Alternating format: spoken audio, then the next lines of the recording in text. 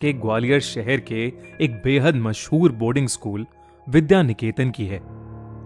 उस स्कूल का डिसिप्लिन और पढ़ाई जितनी फेमस थी, उतनी ही फेमस थी उस स्कूल हॉस्टल की भूतिया स्टोरीज।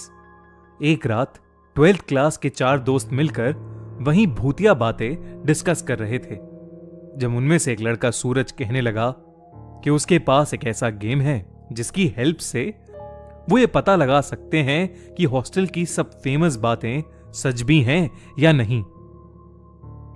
सब वो गेम खेलने के लिए तैयार हो गए, मगर रवि उस वक्त किसी भी बात पर ध्यान नहीं दे रहा था, क्योंकि वो अपने फोन पर विंजो ऐप पर लूडो खेल रहा था और पैसे कमा रहा था। सूरज ने रवि के हाथ से फोन छीना और उसे भी वो भूतिया गेम खेलने बिठा दिया। वो गेम था चार्ली चार्ली। लोग कहते हैं कि चार्ली चार्ली गेम एक ऐसा गेम है जिससे आत्माओं से बातें करी जा सकती हैं। इनफैक्ट उनकी माने तो ये गेम इतना खतरनाक है कि कई लोग इसकी वजह से पागल भी हो चुके हैं और कुछ लोगों की तो जान भी जा चुकी है। सूरज ने सबको एक सर्कल में बिठाया और बीच में एक पेपर पर यस नो नो यस लिखकर उस पर 2 पेंसिल्स रख दी। रवि ये देखकर हंसने लगा और वो सर्कल से उठकर जाने ही वाला था कि अचानक कमरे की लाइट्स फ्लिकर करने लगी। ये देखकर सबके होश उड़ गए। तभी सूरज ने रवि से वापस आराम से बैठने को कहा और फिर सूरज ने गेम की तरफ देखते हुए कहा, Charlie Charlie are you there? यानी चार्ली चार्ली क्या तुम यहां हो? चार्ली चार्ली क्या तुम यहां हो? ये कहने के बाद सब वेट करने लगे, पर कमरे में कुछ नहीं हुआ। सूरज ने दोबारा वही सवाल पूछा, तब भी कुछ नहीं हुआ। इस पर रवि ने उस गेम का मजाक उड़ाना शुरू कर दिया। लेकिन तभी सर्कल के बीच पड़ा पेपर जोर से हिलने लगा। उस पर रखी पेंसिल्स भी इधर उधर रोल होने लगीं।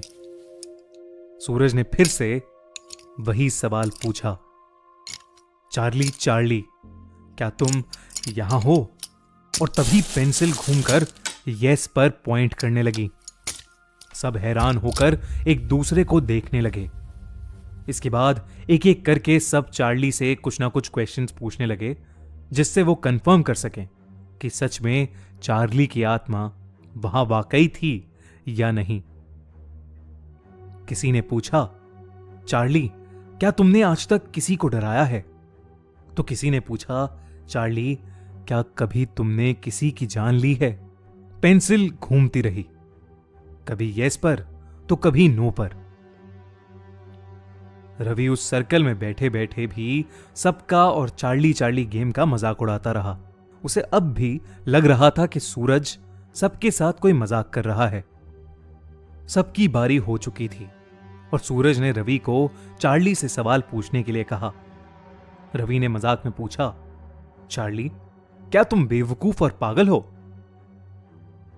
इस पर पेंसिल नहीं हिली और रवि को विश्वास हो गया कि चार्ली चार्ली गेम बकवास है और वो सर्कल से उठ गया।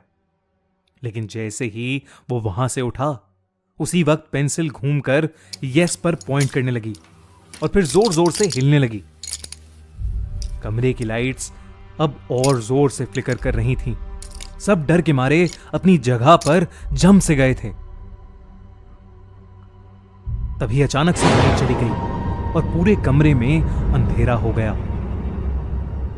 उस अंधेरे में उन दोनों लड़कों को बस 2 चमकती लाल आंखें दिख रही थीं, जिसे देखकर वो बुरी तरह डर गए थे। सूरज ने जल्दी से जाकर लाइट ऑन की। तभी सबकी नजर रवि पे गई और सभी ने जो देखा वो देखकर सबके पैरों तले जमीन खिसक गई। रवि का चेहरा अचानक नीला पड़ गया था। धीरे धीरे वो वहीं खड़ा खड़ा कांपने लगा। उसकी आंखें सफेद हो गई थीं और वो एक अजीब सी आवाज में चिल्लाने लगा, जैसे कोई उसका गला घोट रहा हो।